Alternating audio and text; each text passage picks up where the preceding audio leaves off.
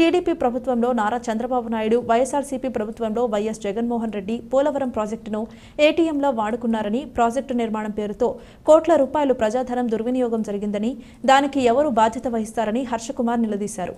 స్థానిక లూథర్గిరిలో ఉన్న రాజీవ్ గాంధీ విద్యాసంస్థల సమావేశ మందిరంలో శుక్రవారం జరిగిన మీడియా సమావేశంలో హర్షకుమార్ మాట్లాడుతూ, ఇప్పుడు పోలవరం ప్రాజెక్టు నిర్మాణాన్ని ఎలా చేయాలన్న దానిపైనే ముఖ్యమంత్రి చంద్రబాబు శ్వేతపత్రం విడుదల చేశారే తప్ప గతంలో జరిగిన అక్రమాలకు సంబంధించిన విషయాలు వెల్లడించలేదన్నారు. డయాఫ్రమ్ వాల్ కొట్టుకుని పోవడానికి కారణం చంద్రబాబే అని ఆరోపించారు. 2008-9లో సీనయ్య అండ్ కంపెనీ చెప్పినట్టుగా ఇప్పటికైనా డబుల్ డయాఫ్రమ్ వాల్ నిర్మాణం చేసి ఈ ప్రాజెక్టు వల్ల భవిష్యత్తులో ఎటువంటి ఇబ్బందులు తలెత్తకుండా చూడాలన్నారు.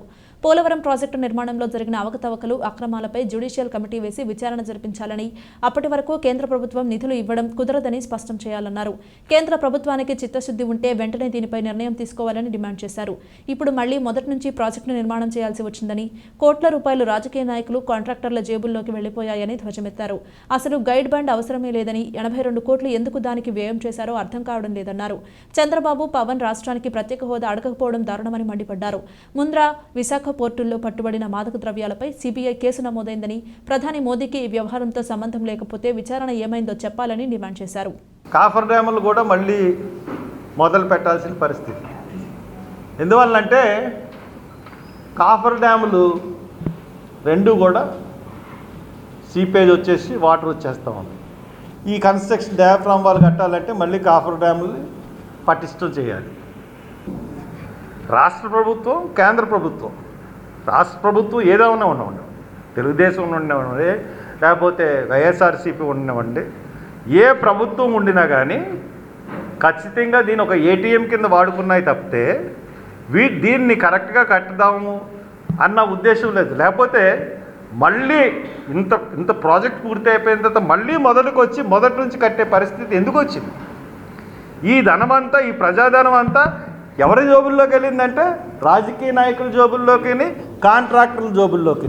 ఇన్ని అక్రమాలతో పోలవరం నిర్మించారు కాబట్టి ఈ పోలవరం మీద నిజంగా కేంద్రానికి చిత్తశుద్ధి ఉన్న, మొన్న నిపుణుల కమిటీ అని చంద్రబాబు నాయుడు గారు వేశారు, ఎలా కట్టాలని వేశారు, కానీ ఎలా కట్టడం వల్ల ఇది జరిగిందన్నది ఆయన ఎక్కడా ప్రస్తావించలేదు. ఆయన శ్వేతపత్రంలో ఏది అన్ని ఇండియన్ స్టాండర్డ్స్ ప్రకారం కడుతున్నారా లేదా అని చూసుకున్న తర్వాతే డబ్బులు రిలీజ్ చేసి పోలవరం మొదలెట్టాలి. లేదంటే మంచి కాళేశ్వరంలాగా అయిపోద్ది. కాళేశ్వరంకి మనకు ప్రాబ్లం లేదండి. ఇక్కడ పోలవరం వచ్చేటప్పటికి వీళ్ళు చేసిన తప్పు వల్ల మనం ఎవరం కూడా మిగలం.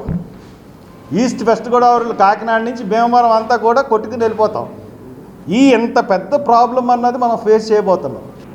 నేను త్వరలోనే దీని మీద సుప్రీంకోర్టులోనే పిల్లి అయిపోతున్నాను.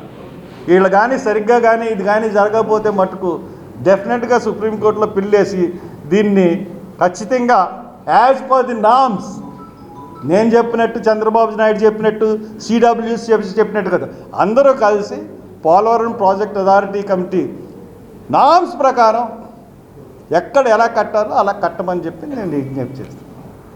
అంటే ఎంత మోసం అండి! ఇతను చంద్రబాబు నాయుడు, పవన్ కళ్యాణ్ ఈ రాష్ట్రానికి మంచి చేస్తామని చెప్పి ఈ రాష్ట్రానికి ముఖ్యమంత్రిగా, ఉప ముఖ్యమంత్రిగా ప్రమాణం చేసి బాధ్యతలు చేపట్టిన తర్వాత కేంద్రం ఇంత అన్యాయం చేస్తూ ఉంటుంటే ఒక స్పెషల్ స్టేటస్ గురించి మాట్లాడకుండా బీహార్ లాంటి రాష్ట్రాలు స్పెషల్ స్టేటస్ గురించి గొంతెత్తి మాట్లాడుతూ ఉంటుంటే 15,000 కోట్లు తెచ్చుకోవడానికి సిగ్గనేది ఉందని నేను అడుగుతున్నాను. బీహార్కి 26,000 కోట్లు ఇచ్చారు. మరి అది ఏ పొద్దు కింద ఇచ్చారో కూడా నాకు తెలియదు. ఆంధ్రప్రదేశ్కి బడ్జెట్లో ఎంత ఇచ్చారు, ఎలాగిచ్చారన్నది మనందరికీ తెలుసు. ఈ 15,000 కోట్ల అప్పు వల్ల ఆంధ్రప్రదేశ్కి వచ్చే లాభం కూడా ఏంటో తెలియదు. జగన్ కూడా తక్కువైనోడేం కాదు. జగన్ అధికారంలోకి వచ్చాడు, రేపు ప్రమాణ స్వీకారం చేస్తాడనగా ఈరోజు సింగంపల్లి అనే ఊరిలో, గొల్లమామిడి దగ్గర సింగంపల్లి ఊరిలో బక్కి సీను అన్న అతన్ని 2 మామిడికాయలు కోసాడని చెప్పేసి అతి దారుణంగా కళ్ళు పీకేసి వెనక నుంచి కర్రలు పెట్టి కిరాతకంగా హత్య చేశారు. అప్పుడు కూడా వైసీపీకి సంబంధించిన ఎమ్మెల్యే ఆ కేసును మాఫీ చేయాలనుకుంటే నేను వెళ్ళి గట్టిగా నించున్న కేసు అది పెట్టేశాను. ఇప్పటికీ కూడా వాళ్ళకి వ్యవసాయ భూములు ఇవ్వలేదు. చంద్రబాబు అంటే ఇన్సెంటివ్స్ యాక్ట్ ప్రకారం కావాల్సినవి చంద్రబాబు నాయుడు ఇవ్వలేదు, జగన్మోహన్ రెడ్డి ఇవ్వలేదు.